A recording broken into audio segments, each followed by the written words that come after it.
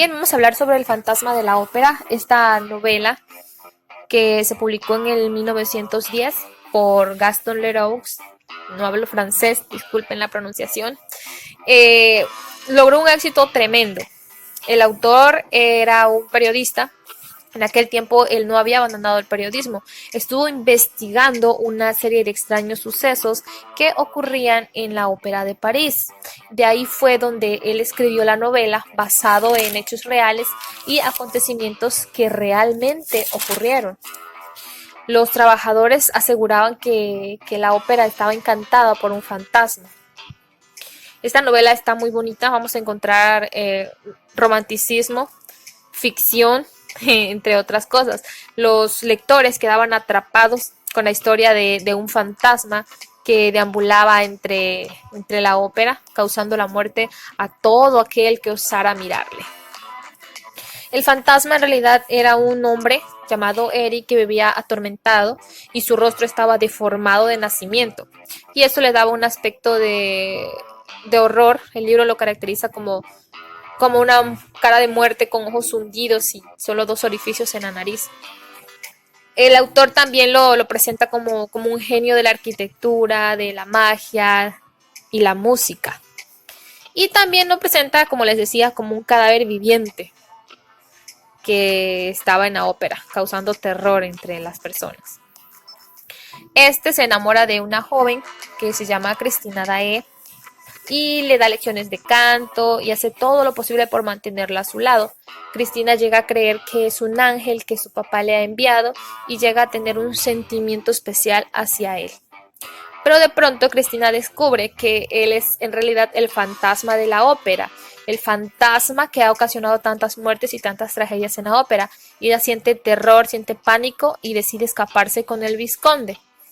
Pero Eric los descubre. Entonces, mediante una actuación, él deja a oscuras todo el escenario y la rapta. Se la lleva hasta lo más profundo, abajo del edificio, que es donde él tiene su morada. Y es ahí donde llegamos al final, cuando el vizconde quiere rescatarla. Entonces Cristina tiene que decidir entre besar al fantasma, dejar ahogar al vizconde, y se encuentra atrapada entre estos sentimientos que tiene, del sentimiento especial que les mencionaba, que tiene por Eric y el amor que siente por el vizconde. De verdad que es una novela muy bonita, yo se las recomiendo que la leen o que la escuchan, aquí se las voy a estar leyendo. Como ustedes se les acomode mejor, pero sí les invito de verdad a adentrarse en esta lectura. Hay sucesos que realmente ocurrieron y que están registrados.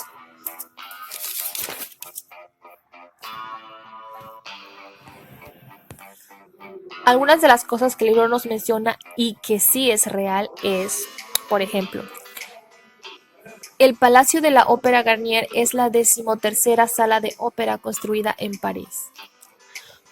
Una mujer murió al caerse del escalón número 13 de la gran sala del edificio. En 1896, durante una representación de una ópera, el espectador del lugar número 13 perdió la vida cuando uno de los contrapesos de la gran lámpara de araña cayó sobre él. Un tramoyista apareció misteriosamente ahorcado. En 1907, un obrero encontró un cadáver al excavar en el subsuelo debajo del edificio. Se dice que es el cadáver del fantasma de la ópera. La leyenda del fantasma también está basado en una historia por ahí que es muy romántica y a la vez trágica. Se cree que en 1870, en un conservatorio de música, Eric, un joven y prometedor pianista, conoció a una bella bailarina en el conservatorio. Ambos se enamoraron profundamente, se comprometieron y decidieron casarse a finales de año. Eric, entusiasmado por este evento, comenzó a componer la música que sería tocada como marcha nupcial por el órgano de la iglesia. Esta sería su obra maestra, que además simbolizaría su amor. Sin embargo, un drama vendría a cambiar sus planes.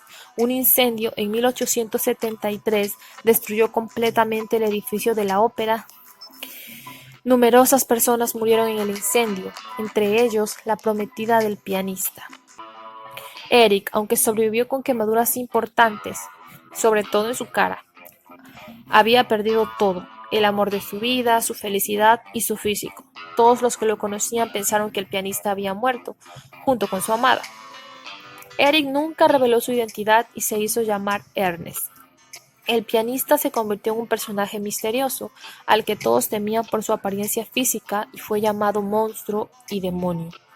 Cansado de vivir de este modo, decidió instalarse en el nuevo edificio de la ópera llamado Ópera Garnier, y allí vivió el resto de sus días dedicado a concluir la música de su amor perdido. Otras versiones dicen que el pianista se volvió loco, que se instaló en las cuevas subterráneas y que se alimentó de los peces del lago que se encuentra debajo del edificio. En realidad, lo que hay debajo del edificio de la ópera es una reserva de agua para los bomberos en caso de incendio. Y es así como conocemos o como nació la leyenda del fantasma de la ópera. Así que aquí les dejo este dato y a continuación les voy a leer la novela de El fantasma de la ópera. Que la disfruten. Prefacio, donde el autor de esta obra singular cuenta al lector cómo se vio obligado a adquirir la certidumbre de que el fantasma de la ópera existió realmente. El fantasma de la ópera existió. No fue, como se creyó durante mucho tiempo, una inspiración de artistas, una superstición de directores, la grotesca creación de los cerebros excitados de esas damiselas del cuerpo de baile, de sus madres, de las acomodadoras, de los encargados del vestuario y de la portería. Sí, existió en carne y hueso, a pesar de que tomara toda la apariencia de un verdadero fantasma, es decir, de una sombra. Desde el momento en que comencé a compulsar los archivos de la Academia Nacional de Música, me sorprendió la asombrosa coincidencia de los fenómenos atribuidos al fantasma y del más misterioso, el más fantástico de los dramas. Y no tardé mucho en pensar que quizás se podría explicar racionalmente a este mediante aquellos. Los acontecimientos tan solo distan unos 30 años y no sería nada difícil encontrar aún hoy en el Foyer ancianos muy respetables cuya palabra no podríamos poner en duda, que recuerdan, como si la cosa hubiera sido ayer, las condiciones misteriosas y trágicas que acompañaron el rapto de Christina Dyle, la desaparición del vizconde de Chagny y la muerte de su hermano mayor, el conde Philip, cuyo cuerpo fue hallado a orillas del lago que se extiende bajo la ópera del lado de la calle Script. Pero ninguno de estos testigos creía hasta ahora oportuno mezclar en esta horrible aventura al personaje más bien legendario del fantasma de la ópera. La verdad tardó en penetrar mi cabeza, alterada por una investigación que a cada momento tropezaba con acontecimientos que, a primera vista, podían ser juzgados de extraterrestres, y más de una vez estuve a punto de abandonar una labor en la que me extenuaba persiguiendo, sin alcanzar jamás, una vana imagen. Por fin tuve la prueba de que mis pensamientos no me habían engañado y fui recompensado de todos mis esfuerzos el día en que adquirí la certidumbre de que el fantasma de la ópera había sido algo más que una sombra. Ese día había pasado largas horas leyendo las memorias de un director, obra ligera del excesivamente escéptico Moncharmin, que no comprendió nada, durante su paso por la ópera, de la conducta tenebrosa del fantasma y que se burló de él todo lo que pudo. En el preciso momento en que era la primera víctima de la curiosa operación financiera que acontecía en el interior del sobre mágico. Desesperado, acababa de abandonar la biblioteca cuando encontré al amable administrador de nuestra Academia Nacional que charlaba en un rellano con el viejecillo vivo y pulcro, a quien me presentó alegremente. El señor administrador estaba al corriente de mis investigaciones y sabía con qué impaciencia había intentado descubrir el paradero del juez de instrucción del famoso caso Chagny, el señor Faure. Se ignoraba qué había sido de él, vivo o muerto. Y he aquí, a su vuelta del Canadá, donde había pasado 15 años, su primera salida en París había sido para solicitar un pase de favor a la secretaría de la ópera. Ese viejecillo era el señor Faure en persona. Pasamos juntos buena parte de la tarde y me contó todo el caso Chagny, tal como lo había entendido él anteriormente. se había visto obligado a llegar a la conclusión, falto de pruebas, por la locura del vizconde y la muerte del hermano mayor, accidental, perdón. Pero seguía convencido de que una drama terrible se había producido a causa de Cristina d'Ae entre los dos hermanos. No supo decirme qué había sido de Cristina ni del vizconde. Por descontado, cuando le hablé del fantasma, se limitó a reír. También él había estado al corriente de las curiosas manifestaciones que parecían entonces atestiguar la existencia de un ser excepcional que hubiera elegido por domicilio uno de los rincones más misteriosos de la ópera, y había conocido la historia del sobre. Pero no había visto en todo esto nada que mereciera la atención de un magistrado encargado de incluir el caso Chagny. Y apenas escuchó unos instantes la declaración de un testigo que se había presentado espontáneamente para afirmar que en una ocasión se encontró con el fantasma. Ese personaje, el testigo, no era otro que aquel al que todo París llamaba el persa, y que era bien conocido por todos los abonados de la ópera. El juez lo había tomado por un iluminado. Podéis imaginaros hasta qué punto me interesó Historia del Persa. Quise encontrar, si aún había tiempo, a este precioso y original testigo. Llevado por mi buena fortuna, conseguí descubrirlo en su pequeño piso de la calle de Rivoli, al que no había abandonado desde aquella época y donde moriría 5 meses después de mi visita. Al principio desconfié, pero cuando el persa me hubo contado, con su cantor de niño, todo lo que sabía personalmente del fantasma y explicado con toda propiedad las pruebas de su existencia y sobre todo la extraña correspondencia de Cristina d'Ae, correspondencia que aclaraba con luz deslumbrante su espantoso destino, ya no me fue posible dudar. No, el fantasma no era un mito. Sé muy bien que se me replicó que toda esta correspondencia podía no ser auténtica y que muy posiblemente podía haber sido fabricada por un hombre cuya imaginación se había alimentado ciertamente de los cuentos más seductores. Pero, por fortuna, me fue posible encontrar muestras de la letra de Cristina fuera del famoso paquete de cartas y, como consecuencia, desarrollar un estudio comparativo que esfumó todas mis dudas. Me documenté igualmente acerca del persa y he podido apreciar que es un hombre honrado, incapaz de inventar una maquinación que hubiera podido confundir a la justicia. Tal es la opinión de las más grandes personalidades que estuvieron mezcladas de cerca o de lejos en el caso Chagny, que fueron amigos de la familia, y a las cuales expuse todos mis documentos y desarrollé mis deducciones. Recibí de ellos los más nobles alientos y al respecto me permitiré reproducir algunas líneas que me fueron dirigidas por el general.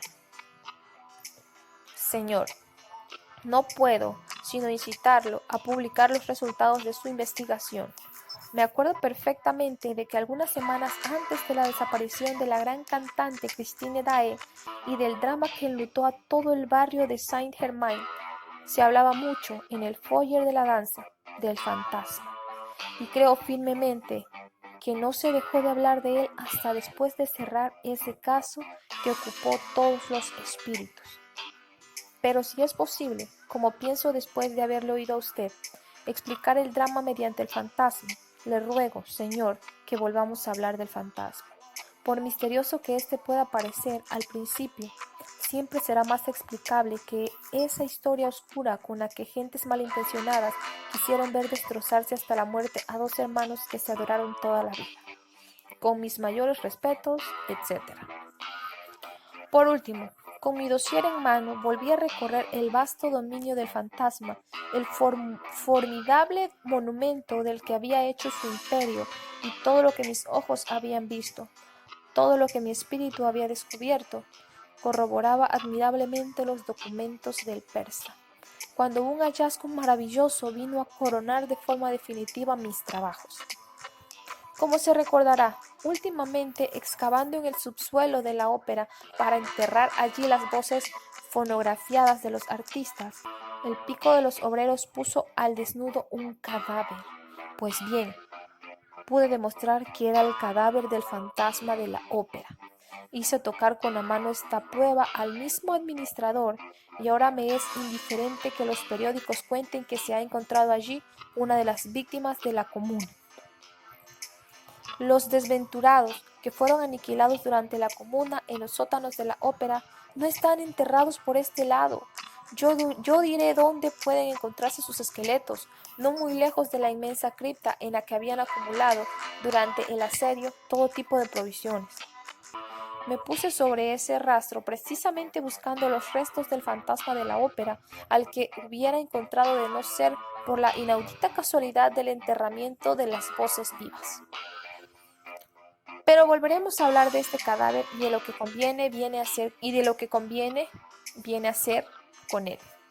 Ahora me interesa terminar este prólogo, muy necesario, agradeciendo las comparsas excesivamente modestas que, como el comisario de policía Mifroid, en otro tiempo llamado para las primeras investigaciones después de la desaparición de Cristina Daer, como también el antiguo secretario señor Remy, el antiguo administrador señor Mercier, el antiguo profesor de canto señor Gabriel y, más especialmente, la señora baronesa de Castelot, que fue en otro tiempo la pequeña Meg, de lo que no se avergüenza, la estrella más encantadora de nuestro admirable cuerpo de ballet, la hija mayor de la honorable señora Giri, antigua acomodadora, ya fallecida, del palco del fantasma. Me fueron de gran utilidad y gracias a las cuales voy a poder revivir junto con el lector hasta en sus mínimos detalles estas horas de puro amor y de espanto. Capítulo 1. ¿Es el fantasma?